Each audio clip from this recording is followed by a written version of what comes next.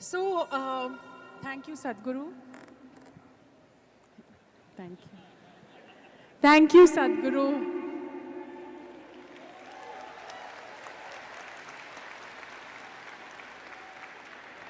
I promised myself that I'm going to go back with something very special and I'm going to let go of something that has bothered me a lot for the longest time. So when I leave this room, that thought is just going to leave me and I'm going to go back with a lot of positivity. And I promise myself that. So thank you for giving me this That's a opportunity. very dangerous promise because let me do one thing to you right now, or everybody can participate in this.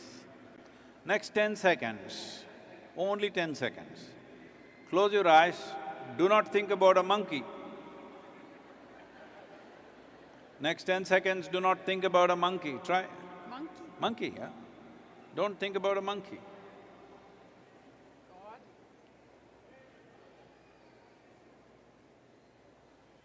Only monkeys, I believe.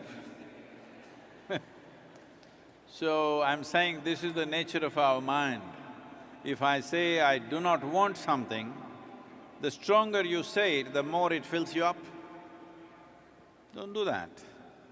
If you find something more worthwhile, more profound, other things will just drop off. As a child, did you have a teddy bear or some other doll, toy? Yeah, you had. At that time, when you're 4 or 5 years of age, if I come and snatch your teddy bear away, maybe it would leave you wounded in some way. But now you've grown up, do you know where your teddy bear went? Most of the time we don't know, it just disappears.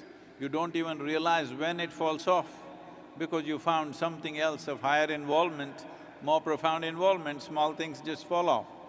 So find an engagement with something more profound.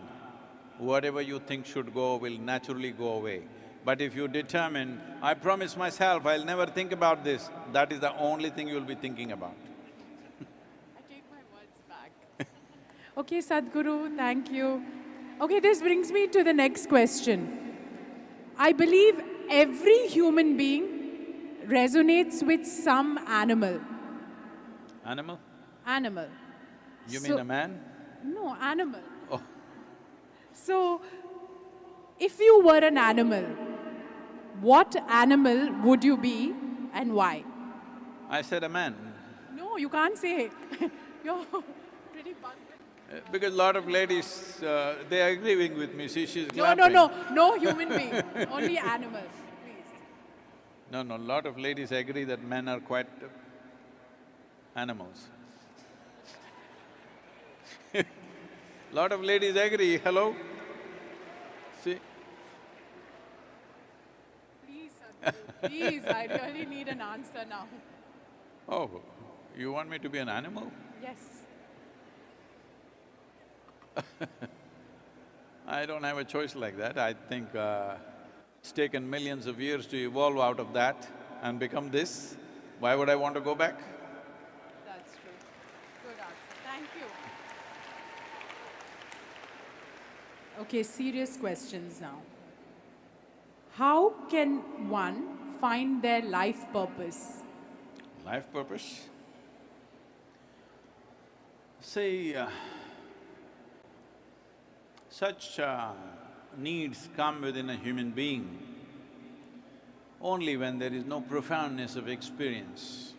Have you seen in your own life, when you're extremely happy, when you're blissed out, do you think what is the purpose of life? No, it doesn't matter. When life has become a little burdensome, to come out of that burdensomeness, you want to find a purpose. This purpose is a very dangerous thing because every tyrant in the world always thought his purpose is to change the world, his purpose is to do something. Life is a purpose unto itself. If you taste the profoundness of life, you don't need any more purpose. It is a phenomenon beyond all purposes.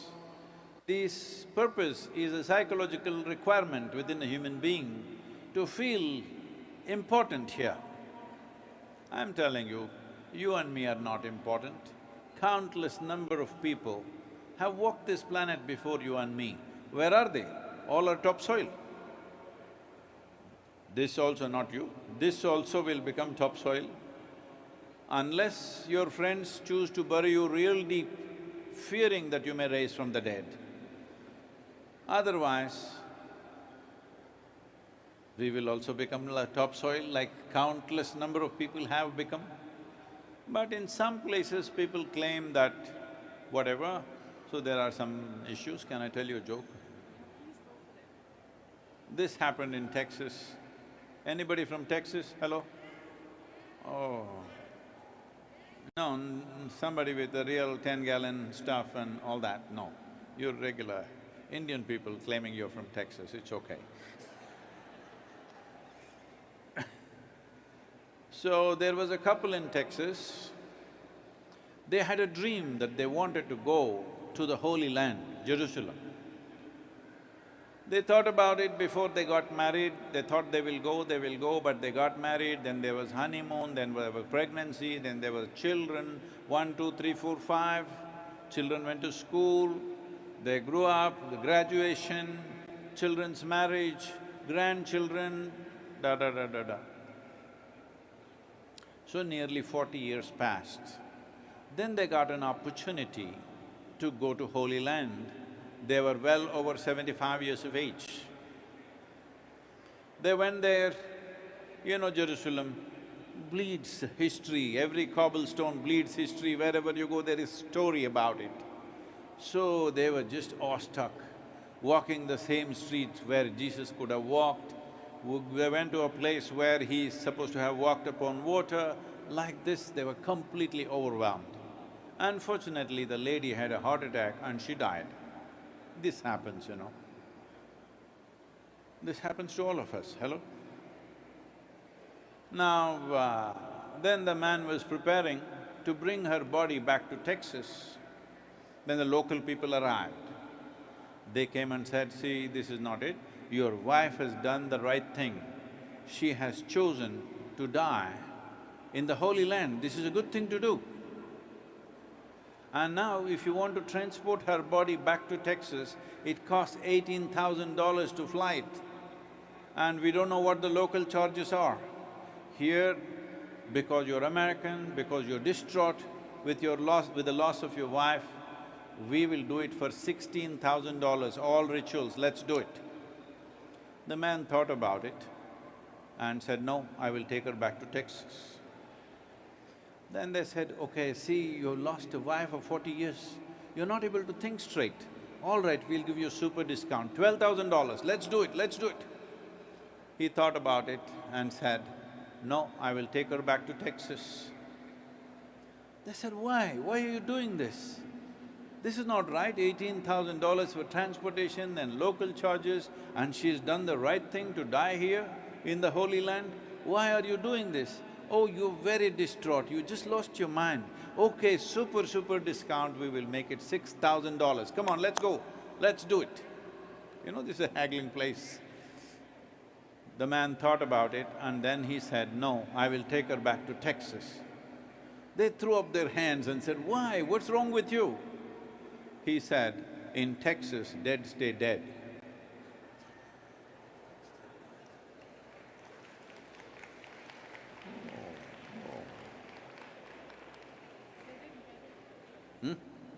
They didn't get it. You explain to them. I'm not taking it.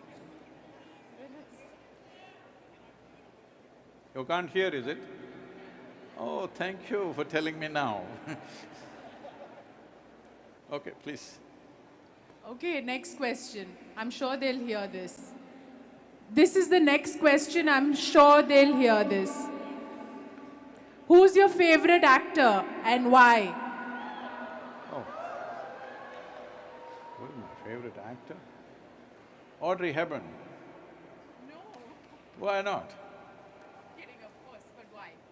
Why? Because I saw a particular movie when I was at a certain stage in my life which had a deep impression on me, Roman Holiday, of course.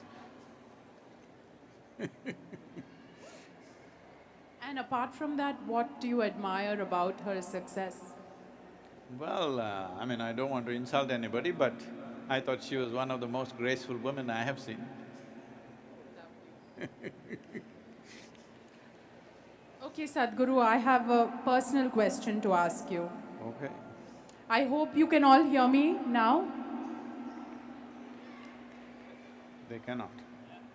Can you hear me? Okay, great. I've been very, very happily married for 10 years now. Oh, that sounds… Very happily married. very is not I nice. love my life. I love my family. But why do people find it their duty to question my RRR? RRR, first is my relationship, second is my ability to reproduce, and third is my role in life. There are so many women like me who would want an answer to this I question. would leave the relationship to yourself, because that's your business. Yes. Because certain relationships, the nature of certain relationships are such that somebody else need not step into it. It's not our business to get there. And the second one is reproduction. Well, if you stay this way, not reproducing, I'm going to give you an award. Yes, I've already announced an award for all those young women who are healthy, who can reproduce, but chose not to reproduce. I have an award for them, because this is the greatest service you can do right now. If you were a tigress, I would say, please reproduce, because you're endangered. This is not an endangered species, we're nice, but we're just too many, all right? I'm not saying you're not nice, everybody is wonderful, but we're just too many. We are heading towards 10 billion in the next 35 years. Oh, that is not a world you want to live in. 10 billion people will be crawling all over the place, and we will cause inevitably an ecological disaster. Everybody wants to address… they want to catch CO2 molecules in the air. But, I was in a conference and all these people talking about this, how to reduce the… I said, first thing is we must reduce the human footprint. They're asking me, how to reduce the human footprint? I said, we must reduce the number of feet. It's as simple as that. If you had a working head, you would reduce the number of feet on the planet. If you don't have a working head, your reproductory organs are more active than your brains, then of course there'll be more and more feet where there'll be no space, we'll be stepping on each other's feet all the time. So the second one is award-winning choice. You're going to get a call from my mother and my mother-in-law very soon. I got many of those mother-in-law calls.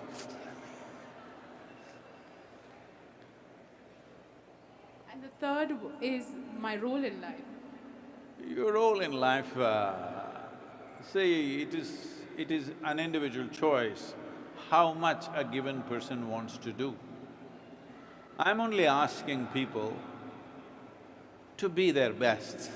When I say be their best, if you are at the peak of your well-being, both in terms of your physical health, mental health, you're joyful, you're loving, you're wonderful, that's all. That's your role in life. Activity-wise, somebody wants to do more, somebody wants to do less, it's their choice. See, I want you to know this. Fortunately, 50% of the world's population is lazy, and they are the ones who are saving the planet. It is not human intelligence which is saving the planet. It is not human love which is saving the planet. It is not human compassion which is saving the planet. It is just human lethargy which is saving the planet. Because if all the 8 billion people became super industrious with all the technology we have, oh, this planet will be done in the next 15–20 years' time. So, we want to bow down to all the lazy people because by not doing anything, they're saving the planet. She likes it. Sadhguru, which percent are you in? Huh? Which percent are you in? I'm essentially lazy. I don't like to do anything. But I'm active 22 hours a day, at least 20 hours a day, because there are so many things to be done. People are in such dire need of things. People ask me, Sadhguru, what's your dream? I say, my dream is to become unemployed. The day when nobody needs me, that means the world is doing great and I can play golf at least. Really? No, I don't believe in that, sorry. Well, today morning I golfed and came, so you must believe it. I spent 4.5 hours golfing, I'm just talking for 1 hour. So… So, great. So Sadhguru says that if you're lazy, you're helping the planet. No. Great. No, no, But, no. so that brings me to my next question. I want to know your daily routine. What does Sadhguru do when he's not attending events? Who said there is a routine? It's a wild life. What does Sadhguru do the minute he wakes up? How many hours does he sleep for? What does he put into his system? I want to know. Well, I'm calling you Guru. I want to no, learn from you. the Guru is a four-letter word, say Sadhguru, it's 8. Sadhguruji. So, for almost 26, 27 years, on an average, I slept 2.5 to 3 hours a day. These days, I'm a little lazy. I'm between 3 to 4 hours a day. Well, at one time I ate very well, but food and sleep never came in time for me in my life. When it comes, when it doesn't come, it doesn't come.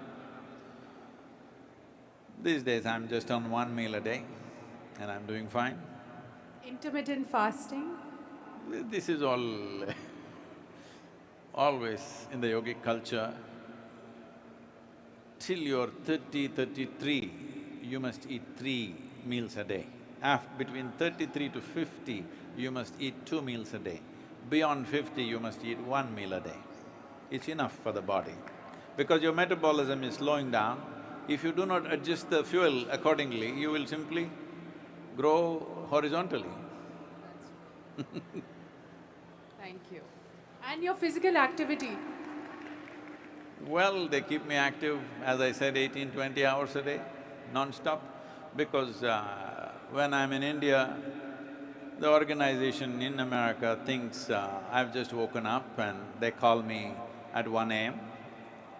When I'm here, the Indian people are calling me at that time, thinking I'm in the middle of the afternoon. So, it's round the clock going on, something because amazing. we are an organization which is volunteer-run.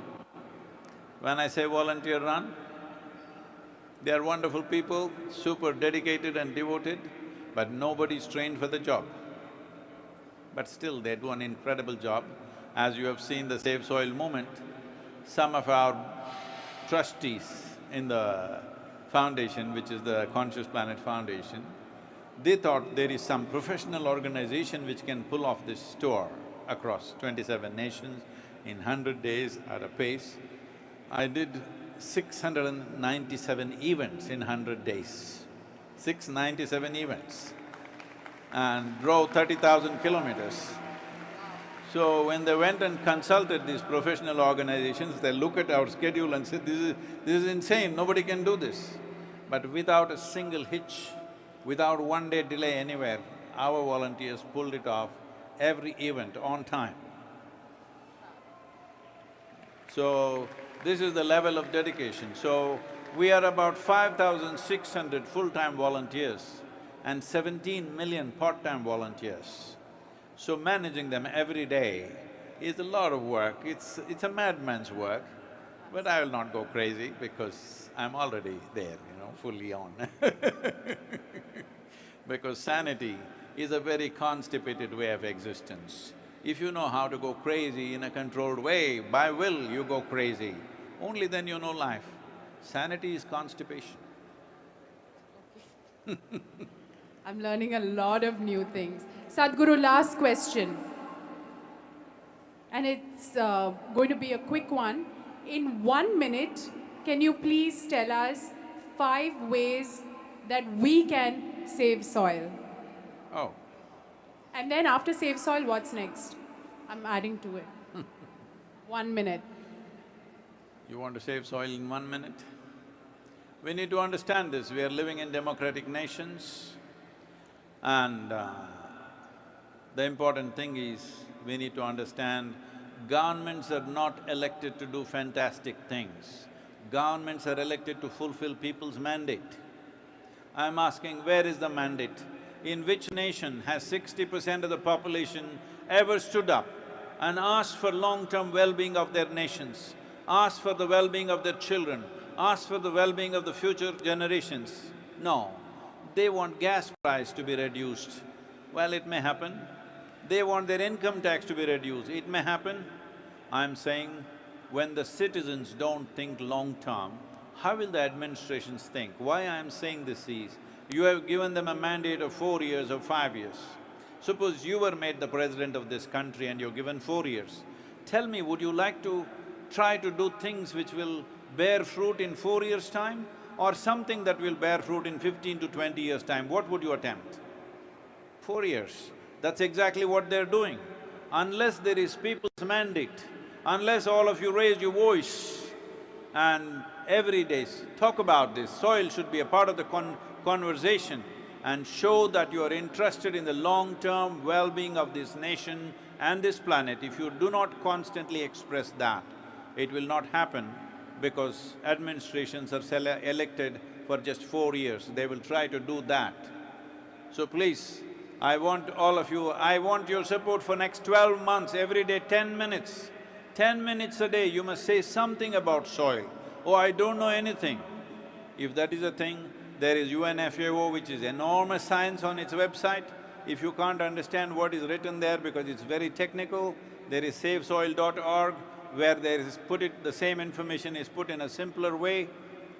Read something, do your own research, say something about this, because this will determine, are we a responsible generation or are we going to be a regretful generation? This is what is going to determine this.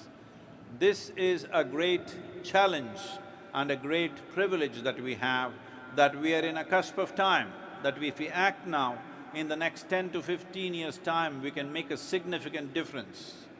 If you allow this to go as it is for another 25 to 40 years' time, even if you want to, you cannot revive the soil. I want you to know this. Don't go by what I say, do your own research and find out. It's very, very clear. Today, scientists are using the term soil extinction. When you say extinction, you think of dinosaurs and dodos. No, we are talking about soil extinction. This 15 to 18 inches of soil, which we call as the topsoil, is the largest living system, not just on this planet, in the known universe. It is the largest living system, and we've just been systematically killing it. Just find out how we can revive. Don't try to go and fix your kitchen garden, because fixing your kitchen garden is very cute. It's very cute of you to do it, but it's not a solution, because nearly 70% of the world's land is agriculture. If we don't fix that, there is no solution. If that has to be happen, incentive-based policies need to come across the world. For that, being in a democratic nation, if you don't speak, if you don't raise your voice, it's a wasted opportunity. Thank you so much. Thank you, Sadhguru. Thank you so much, everyone. Thank you for this opportunity. For all those who didn't hear as well today, please go and watch the recorded session. There's so much information you can get out of this. Sadhguru spoke in a very light-hearted way, but you know, it really will make an impact in your life. Thank you so much. I kept my heart always light, never made it heavy. Thank you very much. Namaskaram. Wow, thank you so much, Sadhguru.